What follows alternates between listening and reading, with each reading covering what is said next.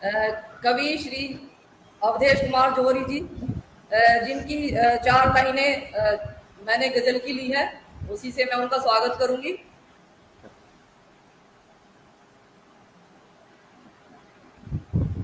करते हैं जो भी स्वार्थ से वो प्यार हम नहीं, करते हैं जो भी स्वार्थ से वो प्यार हम नहीं, गौतम के जैसे भी कोई अवतार हम नहीं, गौतम के जैसे भी कोई अवतार हम नहीं, जो नाम लिखा दिल में है वो मिट सकता नहीं, हर शाम छप आए वो अखबार हम नहीं, हर शाम छप आए वो अवतार हम नहीं। इसी के साथ ही मैं डॉक्टर अवधेश कुमार जौहरी जी का स्वागत करती हूँ और वो पटल पर आकर अपना काव्य पाठ शुरू करें। ये भीलवाड़ा राजस्थान से है। स्वागत है आपका डॉक्टर अवधेश कुमार जौहरी जी। सादर नमस्कार। आप सभी को वंदन अभिनंदन।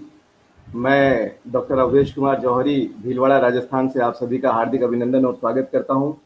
आभार व्यक्त करता हूं the magic man N Chandra साहब का कि इन्होंने माँ भारती का कविता महायज्ञ जैसा एक पावन पर्व एक इस विपरीत परिस्थितियों के बाद रखा है। और साथ में ही हार्दिक अभिनंदन और स्वागत आप वंदना जी का, आदरणीय योगिता जी का। इतनी शानदार शब्दों से आपने आज इस दिवस का आगाज किया है, आपका भी अभिनंदन करता हूं। और शिक्षक होने के नाते आप सभी को आज के दिवस की, शिक्षक दिवस की बहुत बहुत शुभकामनाएं भी प्रेषित करता हूं।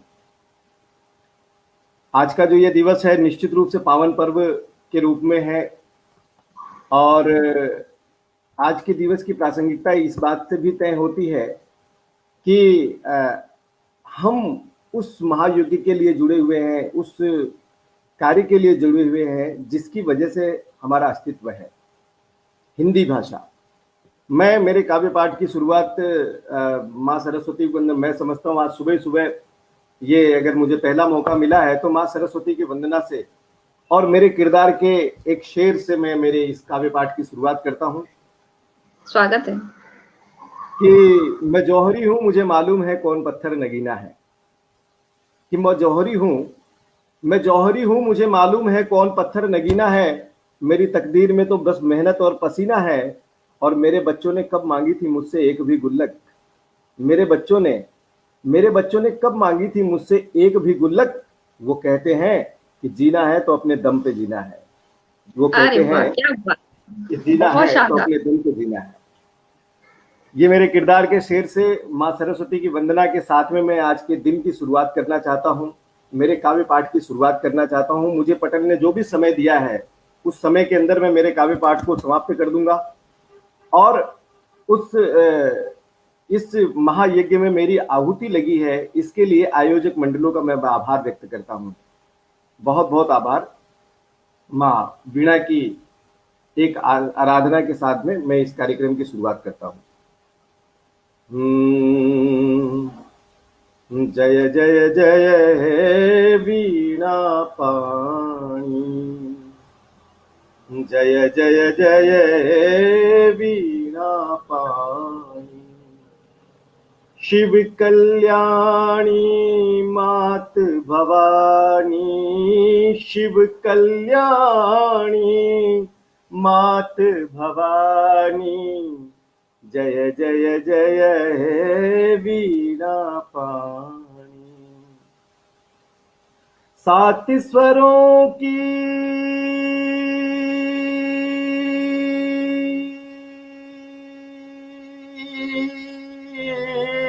7 स्वरों की तू महारानी, 7 स्वरों की तू महारानी। वेदों ने भी महिमा न जानी, शिव कल्याणी मात भवानी, शिव कल्याणी मात भवानी। जय जय जय हे वीणा पाणी, जय जय जय हे वीणा पाणी। आज स्वरों के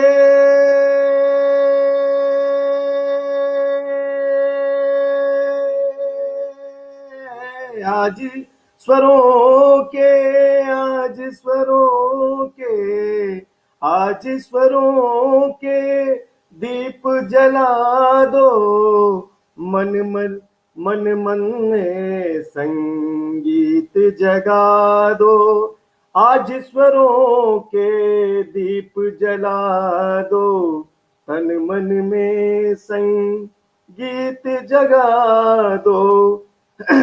शिव कल्याणी मात भवानी, शिव कल्याणी मात भवानी, जय जय जय हे वीणा पाणी, जय जय जय हे वीणा पाणी। बाजत घुंघरू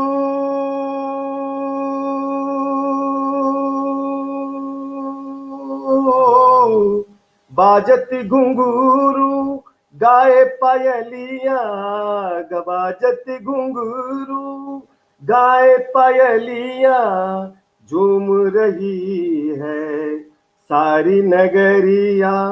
शिव कल्याणी मात भवानी, जय जय जय हे वीणा पाणी। क्या बहुत बात है बहुत जौहरी धन्यवाद। जी, आपकी तो वंदना ही कितनी सुंदर है। तो हम सबको पता है कि हम आज कितना कुछ अच्छा सुनने वाले हैं। आपका स्वागत है सर। जी जी जी जी जी वंदना जी, आपके नाम में वंदना है। आपका पहला फोन आना ही अपने आप में माँ सरस्वती का आगाज होना है। बहुत बहुत आभार आपका। माँ वीणा पानी को हमने शब्द सुमन अर्पित करके माँ वीणा को पानी को अपने इस जाजम पर हमने आमंत्रित किया है। मैंने शब्द के आधार पर मैंने प्रयास किया है कि माँ वीणा पानी हमारे बीच में पधारे। आप सभी का स्वागत है। लीजिए, मैं चूंकि मैं गजल का विद्यार्थी हूँ, गजल को जीवन में उतारने का प्रयास किया है। गजलों पर मेरी 2-3 पुस्तकें हैं। अभी जस्ट एक पुस्तक आई है, आहों का अनुवाद गजल संग्रह आया है, एक समकालीन हिंदी गजल जीवन दर्शन शिल्प आया है। तो आहों के अनुवाद से मैं एक शुरुआत मैं करता हूँ मेरे एक गजल काव्य पाठ से। चूंकि मेरे जीवन में भी राम का बड़ा महत्व रहा है और प्रकृति ने मेरे नाम में भी राम रखा है। तो एक शेर पढ़ता हूं मैं कि दुनिया ने मेरे नाम में ही राम रख दिया, वाह, दुनिया ने मेरे नाम में ही राम रख दिया, मजबूरियों का जैसे 4 धाम रख दिया, मजबूरियों का जैसे 4 धाम रख दिया। अब जिसके जी में आए ले जाए रोशनी, हमने भी दिल जला के सरे आम रख दिया, हमने भी। एक सेकंड में दरवाजा वो बंद कर दूं, एक्चुअल में आवाज आ रही है, डिस्टरबेंस हो रहा है। ठीक, कर दीजिए सर।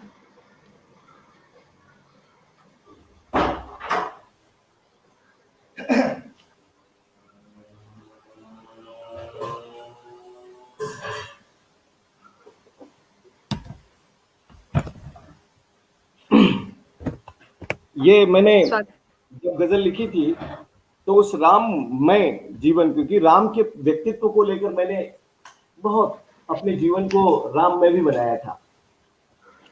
राम क्या है देखिए कि दुनिया ने मेरे नाम में ही राम रख दिया, मजबूरियों का जैसे 4 धाम रख दिया। अब जिसके जी में आए ले जाए रोशनी, हमने भी दिल जला के सरे आम रख दिया, हमने भी। उलझी हुई सी गुत्थियां सुलझा रहा हूं मैं, उलझी हुई सी गुत्थियां सुलझा रहा हूं मैं, कसमे वफा की गठरियां तमाम रख दिया। आज जो परिस्थितियां हैं समाज में, आज जब हम अतीत में जाते हैं तो क्या स्थितियां बनती है। चलता रहा था हौसलों का हाथ थाम कर, चलता रहा था हौसलों का हाथ थाम कर, खुशियां मिली थकान ने इनाम रख दिया, खुशियां मिली थकान ने इनाम रख दिया। अवधेश की धड़कन में है राम आज भी, अवधेश की धड़कन में है राम आज भी, मेरी रूह में उजाला सुबह शाम रख दिया, मेरी रूह में उजाला सुबह। मैं इस जीवन को राम के चरित्र से जीना चाहता हूं, क्योंकि राम का चरित्र वो चरित्र है। आप कल्पना करके देखें कि एक ऐसा व्यक्ति जिसको रात को ये घोषणा किया गया था कि भाई आपको इस विश्व का विश्व विजेता राजा घोषित किया जाएगा, और दूसरे दिन उसे वनवास जाना पड़ा। और वनवास जब वो गए तो उनकी माथे पर एक सिकन नहीं थी।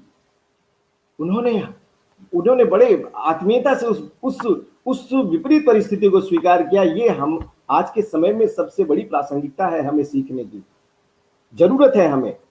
हम थोड़े से दुख से, दर्द से घबरा जाते हैं, परेशान हो जाते हैं। वो व्यक्ति, विश्व विजयी होने वाला व्यक्ति, जब वनवास जाते समय अपने माता पिता को, और यही वजह है उनके जीवन का ये प्रेरणा मिलती है हमें कि परम पिता होने का गर्व होता है। प्रेरणा मिलती है कि हम किसी भी परिस्थिति में क्यों न हो, कैसे भी स्थिति में क्यों न हो, हमें अपने चरित्र का बल और आत्मविश्वास नहीं छोड़ना चाहिए। क्योंकि जब तक अयोध्या में राम रहे तब तक राम ही रहे, और जब वो जंगल में गए तो मर्यादा पुरुषोत्तम राम बने। ये प्रेरणा मिली। चलिए मैं इस यात्रा को और आगे बढ़ाता हूं। मुझे 45 मिनट का समय है मैम, उस 45 मिनट के समय के अंतर्गत अपन बात कर सकते हैं। हाँ जी बिल्कुल, आप हम चाहते हैं संकेत कर दीजिएगा, बता दीजिएगा। हाँ। एक रचना मुझे अक्सर याद आती है, और उसको मैं इसलिए भी पढ़ता हूं क्योंकि मैं जब माताओं बहनों के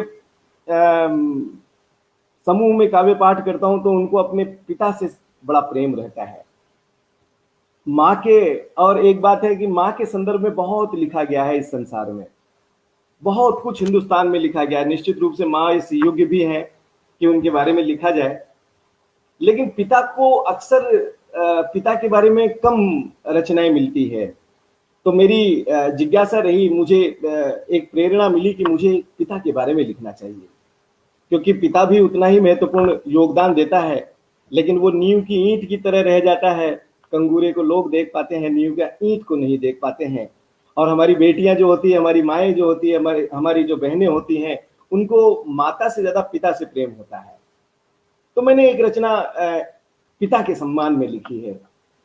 उस रचना को, और मेरी वो बड़ी चर्चित रचना रही है, और काफी जगह पे मैंने स्पेशली डिमांड होती थी अखिल भारतीय काव्य मंचों पर। अक्सर लोग मुझे वो कहते थे कि सर वो पिता वाली कविता सुनाएं आप।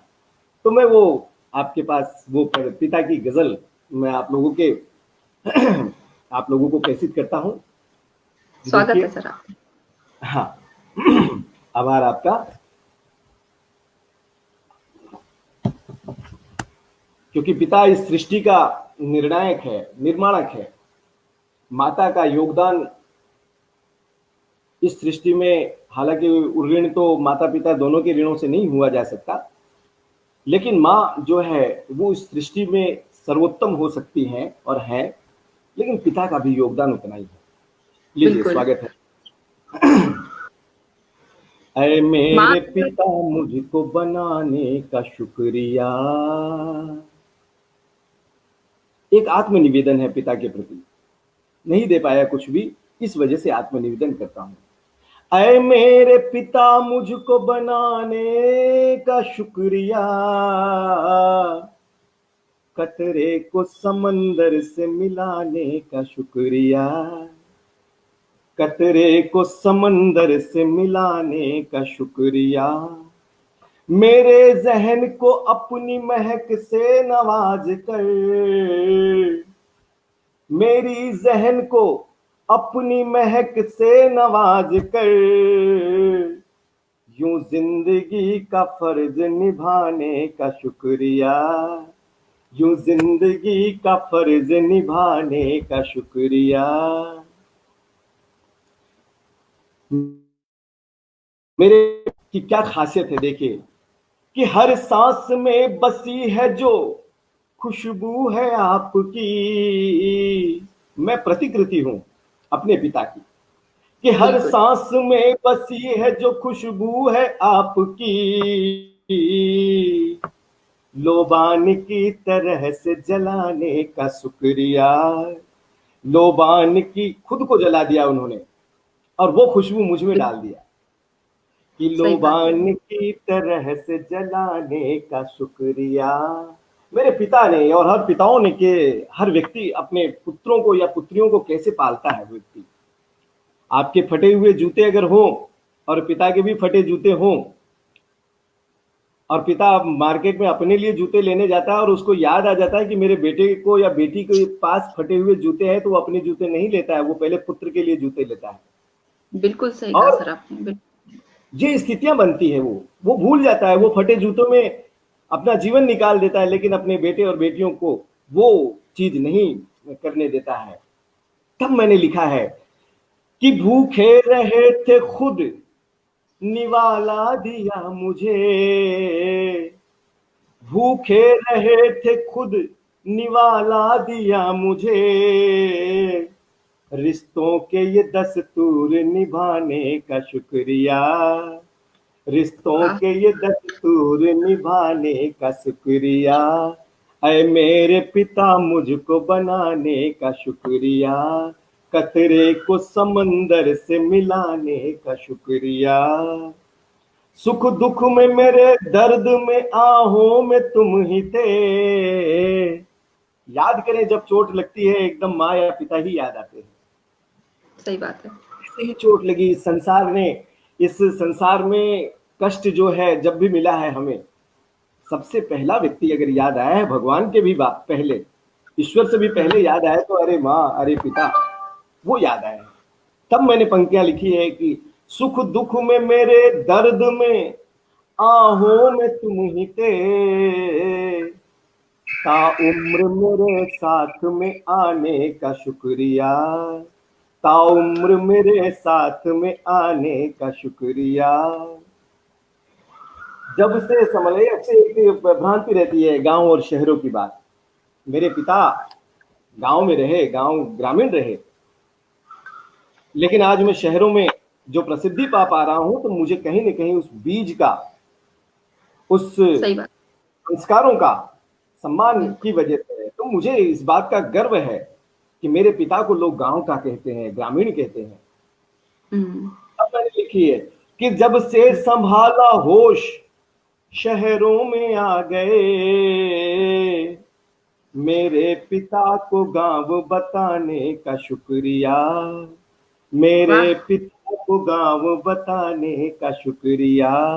अगर कोई शहर है इस भारतवर्ष में, तो उसकी नींव में गांव है। अगर गांव नहीं होते तो समझे ये शहर भी नहीं होते। जो हम सुबह 7 बजे सब्जियां हमारे मार्केट से खरीद के लाते हैं, वो कहीं ना कहीं सुबह 3 बजे 4 बजे ग्रामीण परिवेश के लोग लेकर आते हैं। वो रात भर जागते हैं ताकि हम दिन को हमारा काम कर सकें। बिल्कुल, इस वजह से मैंने ये पंक्तियां लिखी है, ये प्रासंगिकता लिखी है। इसका अंतिम मतलब अर्ज है कि न प्यार ना सितम न सवालात न झगड़े, न प्यार ना सितम न सवालात न झगड़े, अवधेश तुम्हें प्यार जताने का शुक्रिया, अवधेश तुम्हें प्यार जताने का शुक्रिया, ऐ मेरे पिता मुझको बनाने का शुक्रिया, कतरे को समंदर से मिलाने का शुक्रिया। बहुत बहुत सुंदर, धन्यवाद। ये मेरी बहुत सुंदर। दूसरी गजल जो है इसी आधार पे मैंने लिखा था।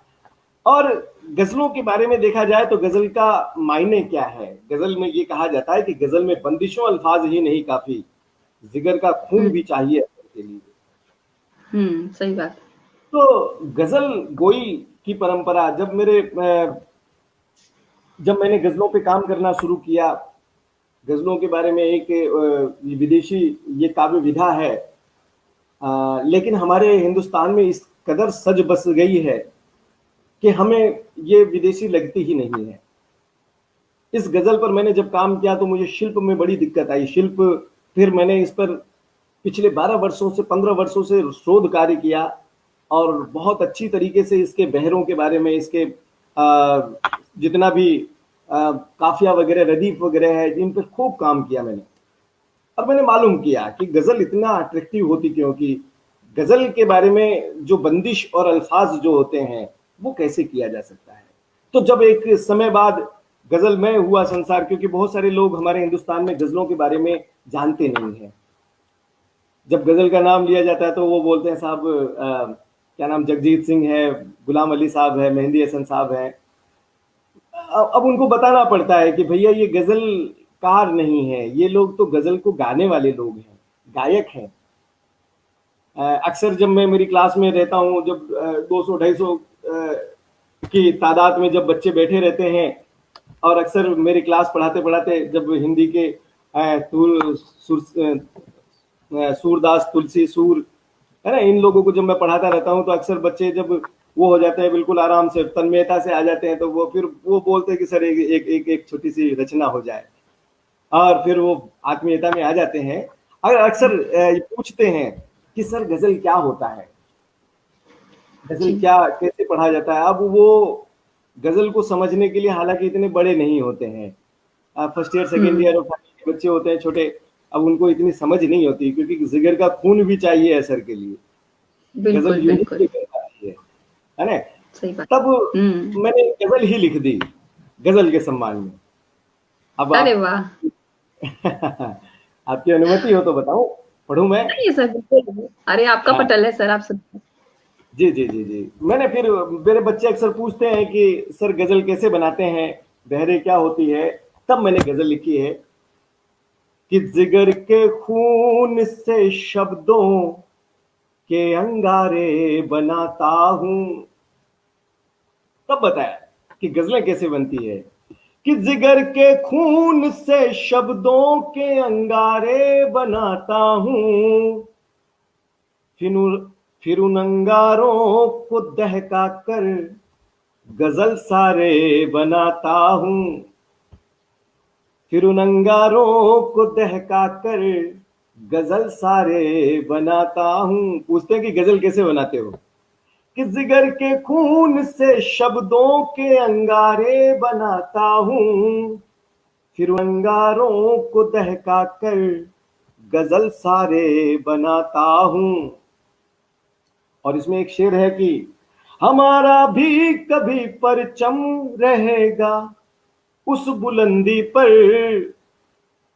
हमारा भी कभी परचम रहेगा उस बुलंदी पर, मेरी आंखों से पूछो रात भर तारे सजाता हूं, मेरी आंखों से पूछो रात भर तारे सजाता हूं। ये मेरे किरदार का शेर है। मैं मेरे किरदार के इस शेर के माध्यम से अपना किरदार भी व्यक्त करना चाहता हूं कि मेरे किरदार में कोई बनावट हो नहीं सकता, मैं जैसा दिखता हूं, जैसा हूं वैसा हूं। बिल्कुल। उस पर लिखा है कि मेरे किरदार में कोई बनावट हो नहीं सकता, अभी बच्चों में हूं सपनों के गुब्बारे बनाता हूं, अभी बच्चों में हूं सपनों के गुब्बारे बनाता हूं। जब बच्चों में होता हूं तो बच्चे जैसा होकर प्रवृत्ति, क्योंकि एक बड़े फिलोसोफर ने कहा है कि व्यक्ति के अंतर्गत अगर बाल मनोविज्ञान नहीं है, एक बच्चा नहीं है, तो फिर वो बचपन का अगर एहसास नहीं कर सकता है तो वो व्यक्ति कहलाने के लायक नहीं है। बहुत बड़ी बात है, बिल्कुल जी। जहां झुक जाए सर सबका वही चौखट है दाता का। मायने बदल जाते हैं। हमें मंदिर और मस्जिद में जाकर चौखट पे पैर छूने की कहाँ आवश्यकता है। आज मैं काव्य पाठ कर रहा हूँ, यही मेरी पूजा है। यहाँ पर ही मेरा सर झुक रहा है तो ये मेरी सरस्वती यहाँ पर विराजमान है। मुझे किसी मंदिर जाने की जरूरत नहीं, किसी मस्जिद जाने की जरूरत नहीं, किसी गुरुद्वारे जाने की जरूरत नहीं। अगर मैं क्लास में हूँ तो मेरा वो कर्म जो है वही मेरी पूजा है। बिल्कुल अगर मैं किसी व्यक्ति से वो बात कर रहा हूँ वो मेरे लिए भगवान है। भगवान शब्द की व्याख्या मैं यहाँ पे करना चाहूंगा। भगवान में 4 शब्द है और एक मात्रा है, भगवान। तो भ से बना है भूमि, ग से बना है गगन, व से वायु, आ में आके मात्रा लगी है तो अग्नि, और न से नीर। भगवान है ना। तो ये 5 तत्व है। भगवान कौन है? भगवान कोई सांप्रदायिक शब्द नहीं है। क्षिति जल पावक गगन समीरा पंच तत्व मम अधम शरीरा। मेरा शरीर इन 5 तत्वों से मिलकर बना है। भय से भूमि से, गगन से, वायु से, अग्नि से, नीर से मिलकर ये मेरा शरीर बना है। ये 5 तत्वों से मेरा शरीर बना है। तो मैं भी भगवान हूँ और जिससे मैं बात कर रहा हूँ वो भी भगवान है। तो जिससे मैं बात कर रहा हूँ, जो मेरे सामने है वो मेरा भगवान है। तब मैंने ये शेर लिखा है। तो उसकी प्रासंगिकता तब है कि जहां झुक जाए सर सबका वही चौखट है दाता का। मैं मंदिर में कलश मस्जिद के मीनारे बनाता हूँ। मैं मंदिर के कलश मस्जिद के मीनारे बनाता हूँ। जिगर के खून से शब्दों के अंगारे बनाता हूँ। फिर उन अंगारों को दहका कर गजल सारे बनाता हूँ। कि मेरे बच्चे खड़े हैं प्यास लेकर उन कतारों में। एक शेर है, मेरा जीवन अक्सर बच्चों के साथ बीता है। तो मैंने लिखा है कि मेरे बच्चे खड़े हैं प्यास लेकर उन कतारों में। कुएं तालाब नदियां और फव्वारे बनाता हूँ। क्योंकि मेरे बच्चों को प्यासा नहीं देख सकता। और एक शेर मैंने थोड़ा सा अलग ट्रैक पे लिखा है, बिल्कुल अलग ट्रैक पे। मैंने इस तरह के प्रयोग मैंने अन्य कहीं नहीं देखा है। तो पढ़ता हूं कि जहां पर फर्श पक्की थी वहां भी घास उग आई। जहां पर फर्श पक्की थी वहां भी घास उग आई। कुछ ऐसी चीज दुनिया में बड़े प्यारे बनाता हूँ। कुछ ऐसी चीज दुनिया में बड़े प्यारे बनाता हूँ। जिगर के खून से शब्दों के अंगारे बनाता हूँ। और ये मकतार है कि मुझे अवधेश कहते हैं, मैं चाकर हूँ अदीबों का। मुझे अवधेश कहते हैं, मैं चाकर हूँ अदीबों का। आइए जी, स्वागत है योगिता जी। स्वागत है। मुझे अवधेश कहते हैं, मैं चाकर हूँ अदीबों का। उदासी से भरी दुनिया में त्योहारे सजाता हूँ। उदासी से भरी दुनिया में त्योहारे सजाता हूँ। जिगर के खून से शब्दों के अंगारे बनाता हूँ। फिर उन अंगारों को दहका कर गजल सारे बनाता हूँ। बहुत बहुत धन्यवाद, बहुत बहुत आभार आपका। सुनना सुखद है सर, बहुत सुखद। जी जी जी, बहुत आभार आपका, बहुत बहुत धन्यवाद। आपको अच्छा लगा, हमारे गजल की सार्थकता हुई।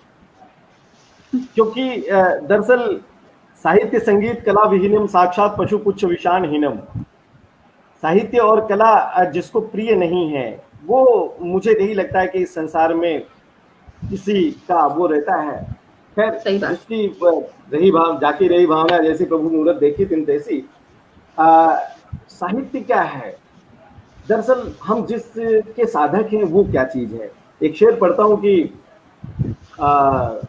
नजारा हादसे का अजीबो गरीब था, नजारा हादसे का अजीबो गरीब था, जो जल रहा था आग से नदी के करीब था, जो जल रहा था आग से नदी के करीब था। स्थितियां कुछ ऐसी बनती है समाज में। मैं समझता हूं कि भाई इस संसार में जब मेरे अक्सर मित्र लोग मिलते हैं और ये बात चलती है, क्योंकि काव्य पाठ मुझे गजल के लिए सामग्री वहीं से मिलती है। जब मैं सड़क पर चलता हूँ, जब मैं रिक्शे में जाता हूँ, जब मैं बस में बैठता हूँ, है ना, तब वहां पर जो सामाजिक परिवेश मिलता है, जो लोग मिलते हैं, वहीं से मुझे गजलें मिलती है, मुझे नज़में मिलती है, कविताएं मिलती है, उनके बात करने के तरीके से मुझे मिलता है। तो उन्होंने कहा, एक बार ऐसी बात कही कि साहब ये इस संसार में दुख बहुत है। मैंने फिर उनको एक तर्क दिया। मैंने कहा इस संसार में पहले दिन जब हम इस संसार में आए तो इस नेचर ने दो संकेत दिए, दो सीख दी, और उस सीख को अगर हमने पहले दिन की सीख को हमने अगर मान लिया तो समझ लो इस संसार में जीना बड़ा आसान हो जाएगा, आनंद के साथ जीवन जिएंगे। क्योंकि जब हम पैदा हुए तो रोते हुए पैदा हुए, और प्रकृति ने यह संकेत किया कि इस संसार में पहले आपको दुख मिलेगा, खूब आंसू मिलेंगे, खूब दर्द मिलेगा, ये संकेत किया है। और अगर तुम इससे समझौता कर सकते हो और इस पर विजय पा सकते हो तो इस संसार में तुम्हारा स्वागत है, अन्यथा ये मृत्यु लोक है। और यहाँ पर आकर तुम अपने आप को, है ना, दुखी होकर अपने इस संसार से विदा कर लेते हो तो तुम्हारी जीवन की सार्थकता नहीं है। सुख को ढूंढने की कहाँ जरूरत है, तब आवश्यकता बनी। दूसरा जो संकेत किया इस प्रकृति ने कि हम हमारी माँ के गर्भनाल से अलग हुए, इसका अर्थ यह है कि इस संसार में आपको लोग काटेंगे और आप लोगों से बिछड़ेंगे, आप लोगों से बिछड़ेंगे। तो बिछड़ने का जो दर्द है और कटने का जो एहसास है वो अगर आपने अपने अंदर समाहित कर लिया तो इस दुनिया की कोई ताकत आपको सुखी रहने से, खुश रहने से रोक नहीं सकती। ये संकेत है। जी जी। तब मैंने एक गजल लिखी है और आप लोगों के बीच में ये हमारे गजल की किताब में गजल के मायनों में सबसे बड़ी बहर की गजल है। लगभग 47 मात्राओं की गजल है, ये बड़ी बहर की गजल। और इस पर मैंने काफी काम किया, 2-3 गजलें लिखी है मैंने इस बहर पर। लीजिए, प्रस्तुत है। और ये मेरी बहुत चर्चित गजल रही है। अनेक अखिल भारतीय काव्य मंचों पर इस गजल को लोगों ने सराहा है और इसका विशेष तौर पर मेरे कॉलेज में, यूनिवर्सिटीज वगैरह में बच्चे डिमांड करते हैं कि सर वो गजल तो होनी ही चाहिए। दरअसल क्या होती है कि कोई भी कविता या कोई भी कभी किसी व्यक्ति की, सरस्वती की कभी ऐसी कृपा हो जाती है कि वो आदमी की साइनिंग गजल हो जाती है, पहचान बन जाती है, साइनिंग कविता हो जाती है। सरस्वती माँ कभी मेहरबान हो जाती है। हम जब उनके श्री चरणों में नमन करते हैं तो वो कभी मेहरबान हो जाती है और वो ऐसा कुछ लिखवा देती है हमसे कि वो हमारे लिए एक प्रेरणा भी बन जाता है और हमारे लिए वो बात बन जाती है। लीजिए, सुनाइए। तेरा अनुवाद में मूल कविता हो तुम, तेरा अनुवाद में मूल कविता हो तुम, कोई सपना बुनो जिंदगी के लिए, तेरा अनुवाद में मूल कविता हो तुम, कोई सपना बुनो जिंदगी के लिए।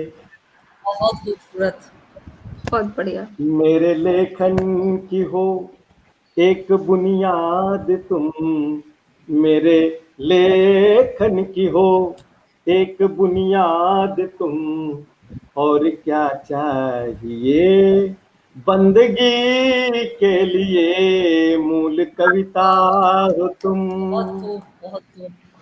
कहाँ से प्रेरणाएं मिलती है? देखिए कि मैं परम ब्रह्म हूँ, मैं परम ब्रह्म हूँ, तुम अमरनाद हो।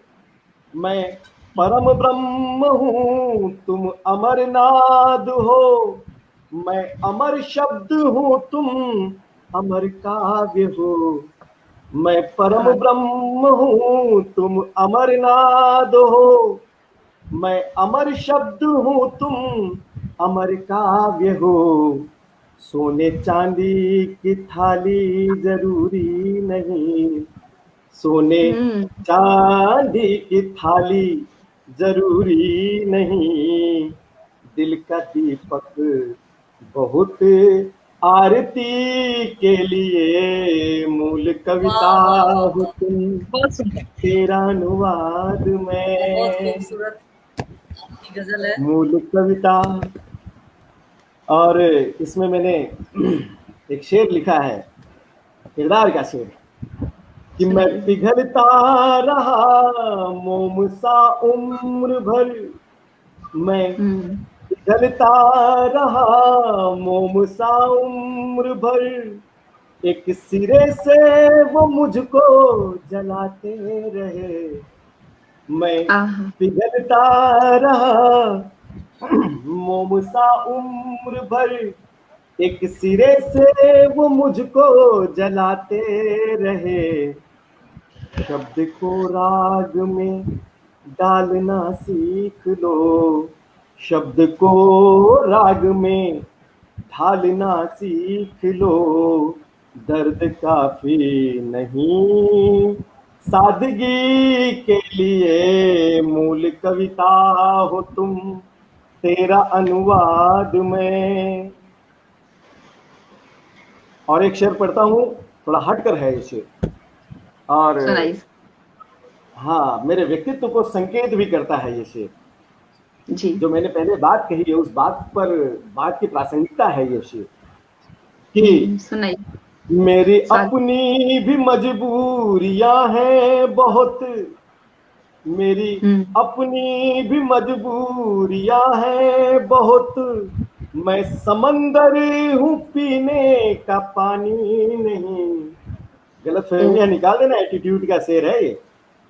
मैं, हम्म मेरी अपनी भी मजबूरियां हैं बहुत, मैं समंदर हूँ पीने का पानी नहीं, मेरी लहरों में अमृत जहर है भरा, मेरी लहरों में अमृत। याद करिए वो मंथन वाला दृश्य, जब जी समुद्र मंथन जी। हुआ था तो अमृत भी निकला था और जहर भी निकला अमृत था। जय। जो जिसके पात्र था वो ले गया।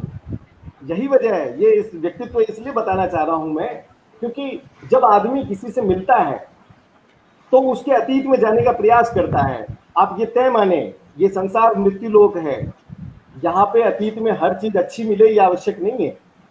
तो अतीत में जाने की हम्म जरूरत ही नहीं है, क्योंकि आज से मेरा आपका संबंध बनता है तो आज से ही मेरी मित्रता समझे आप। मेरे जी। अतीत में जाएंगे तो 10 अच्छी बातें मिलेंगी और एक बुरी मिल गई तो तो हो सकता है कि वो 10 अच्छी बातों पर वो पानी फेर दे। बिल्कुल बिल्कुल। इसी वजह से ये शेर लिखा है कि मेरी अपनी भी मजबूरियां हैं बहुत, मैं समंदर हूँ पीने का पानी नहीं, मेरी लहरों में अमृत जहर है भरा, मेरी लहरों में अमृत जहर है भरा, खूब मंथन करो तुम खुशी के लिए, मूल कविता हो तुम, तेरा अनुवाद में। और अंतिम शेर है इसका, मक्ता अर्ज है कि उसको छेड़ो न अवधेश खुदा के लिए। एक हम्म मनोवैज्ञानिक शेर है, देखिएगा, साइकोलॉजिकल पॉइंट ऑफ व्यू से देखिएगा इसको, कि उसको छेड़ो न अवधेश खुदा के लिए, जिसके हंसने में रोने का अंदाज हो। उसको छेड़ो न अवधेश खुदा के लिए, जिसके हंसने में रोने का अंदाज हो।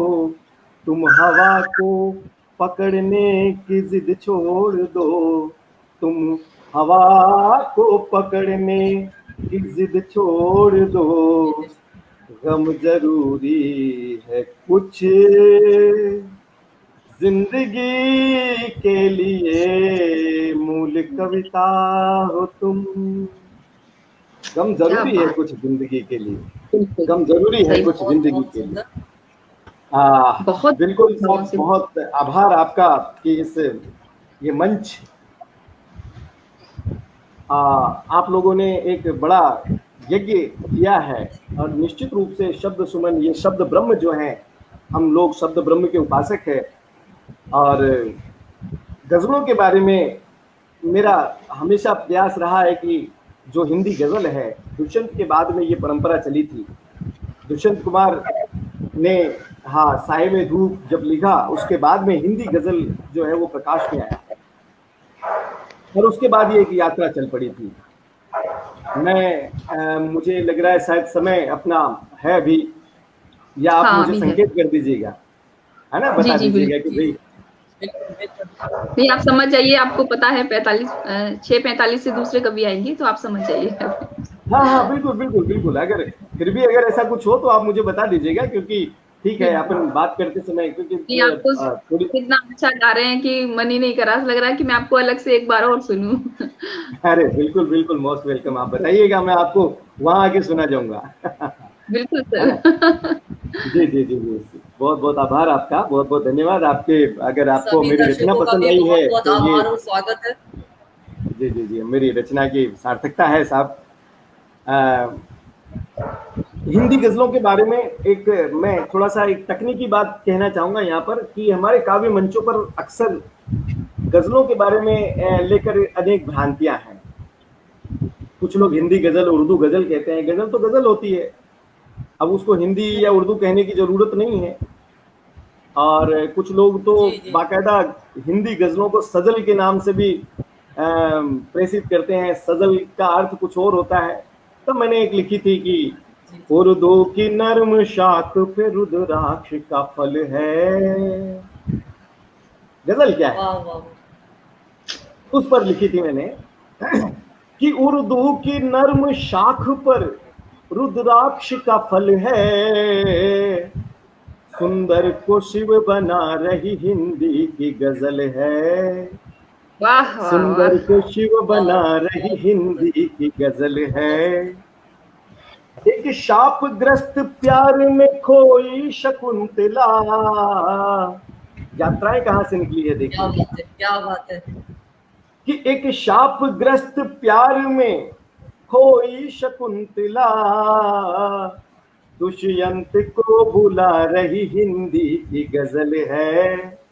दुष्यंत को बुला रही हिंदी की गजल है। गजल क्या है, देखिए, गालिब के रंग शेर में खयाम के घर में, गालिब के रंग शेर में खयाम के घर में, गंगा जली उठा रही हिंदी की गजल है। गंगा जली उठा रही हिंदी की गजल है। कहां से आई है ये, कि फारस की बेटियां हैं अजंता की गोद में। यात्रा याद कीजिए, फारस की बेटियां हैं अजंता की गोद में, भारत में गुल खिला रही हिंदी की गजल है। भारत में गुल खिला रही हिंदी की गजल है। एक यात्रा थी जब मेरे ख्याल से 1880 के 1800 शताब्दी के पहले जो गजलें थी वो एक जगह पर सीमित थी। या तो वेश्याओं के कोठा पर गजलें होती थी, सुरा और सुंदरियों के बीच में गजलें होती थी, तो एक शापग्रस्त स्थिति में थी। जब 19वीं शताब्दी आई, दुष्यंत ने उस कोठे से उठाकर गजलों को आम जनजीवन तक, सड़कों तक लेकर आए थे और आम व्यक्ति की पीड़ा को उसमें समाहित करने का प्रयास किया था। तब मैंने लिखा था कि आंखों में जाम, बाहों में फुटपाथ बटोरे, आंखों में जाम, बाहों में फुटपाथ बटोरे, मिट्टी का सर उठा रही हिंदी की गजल है। हर युग में इसके छंद के दीवाने रहे हैं, हर युग में इसके छंद के दीवाने रहे हैं, अवधेश को बढ़ा रही हिंदी की गजल है, अवधेश को बढ़ा रही हिंदी की गजल। आज मैं आपसे, आप लोगों के इतने दूर से भी आप लोगों के अगर दर्शन कर पा रहा हूं तो मैं समझता हूं कहीं ना कहीं ये हिंदी की विरासत है और हिंदी की जरूरत है, और हिंदी की गजलों ने मुझे ये मौका दिया है। बहुत बहुत धन्यवाद। और मैं समझता हूँ अभी समय 5 मिनट का और है। एक मैं तेज, अभी तक आपको तरन्नुम में मैंने गजलें पढ़ी है, सुनाई है ना। 2 गजल और छोटी छोटी मैं पढ़कर मेरे समय सीमा में समाप्त कर दूंगा। एक गजल इसमें प्रासंगिकता है क्योंकि एक मैं गजल ये पढ़ना चाहता हूँ कि स्त्री पुरुष को संबंधों को लेकर मैंने लिखा था, जहां पर पुरुष और स्त्री का एक संवाद है, और वो गजल मैं इसलिए भी प्रासंगिक समझ रहा हूँ कि ये समझता हूँ कि सब, क्योंकि जब भी कोई व्यक्ति कुछ लिखता है तो उसके पीछे उद्देश्य ये होता है कि उसकी प्रासंगिकता क्या है और उसका जो जीवन है वो किस तरह से हो सकता है। मैंने ये गजल इसलिए लिखी थी, गजल तो कह सकते हैं इसे, मैंने इसलिए लिखी थी क्योंकि मेरी पत्नी एक बार ऐसा कह रही थी कि साहब अपनी जिम्मेदारियां ज्यादा बता रही थी, और पुरुष और स्त्री के संबंध में अक्सर ये विवाद भी रहता है, साहब श्रेष्ठ कौन है, स्त्री श्रेष्ठ है या पुरुष श्रेष्ठ है। ये एक बड़ी दुविधा वाली। आइए सर, स्वागत है, प्रणाम, नमस्कार सर। नमस्कार, सभी को नमस्कार। जी जी, तो पुरुष और स्त्री के संबंध में लेकर पत्नी नाराज हो गई, साहब गजलें लिखते हो आप, मेरे ऊपर नहीं लिखते हो गजलें। मैंने कहा कि गजलें जो लिख पाता हूँ वो आपकी प्रेरणा से लिख पाता हूँ, तो आपके ऊपर लिखने की गजल की जरूरत नहीं है, आवश्यकता नहीं है। तो मैंने एक संबंध में, इस संबंध को इंगित करते हुए मैंने एक गजल लिखी है कि पुरुष मात्र ना समझो मुझको। मैंने कभी कहा वो बोली मैं श्रेष्ठ, मैंने कहा कि वह बिल्कुल आप श्रेष्ठ हैं साहब, है ना। नारी सब पे भारी, पुरुष हमेशा आभारी रहा है। और मैंने कहा कि आप तो पत्नी हैं, पत्नी का मतलब यही होता है जो पति पे हमेशा तनी रहे, है ना पत्नी। अपने आपके शब्द में। अच्छा, फिर नारी शब्द की व्याख्या देखिए, न अरी, हमारे दीर्घ संधि के अंतर्गत हिंदी का विद्यार्थी हूं इसलिए मैं थोड़ा सा व्याकरण भी बता दूं। नारी शब्द जो है न अरी और ना अरी, ए और आ दोनों।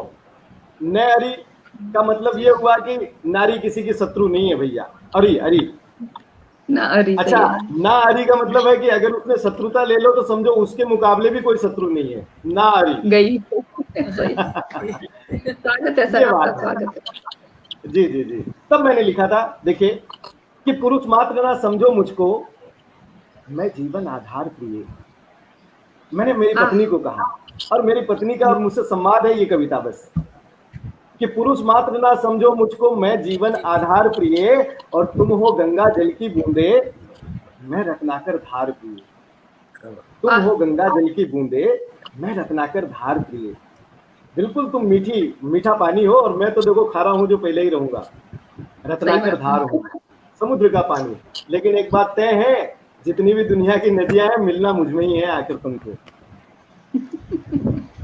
कि पुरुष मात्र ना समझो मुझको, मैं जीवन आधार प्रिय, और तुम हो गंगा जल की बूंदे, मैं रत्नाकर धार प्रिय, और तुम बसंत की मंद पवन हो। तुम बसंत की मंद पवन हो, मैं मरुधर का थार प्रिय। तुम बसंत हाँ की मंद पवन हो, मैं मरुधर का थार प्रिय। पुरुष मात्र ना समझो मुझको, मैं जीवन आधार प्रिय। और तुम हो धन्यवाद की भागी। तुम हो हम्म धन्यवाद के भागी, तो मैं भी हूं आभार प्रिय। तुम हो वाह धन्यवाद के भागी, तो मैं भी हूं आभार प्रिय। यदि उत्सव हो तुम घर की, ये बिल्कुल सत्य एक बात कहना चाहता हूं, सत्य स्वीकारता हूं मैं, कि जिस घर में महिलाएं नहीं होती है, उस घर में त्योहार नहीं होते हैं।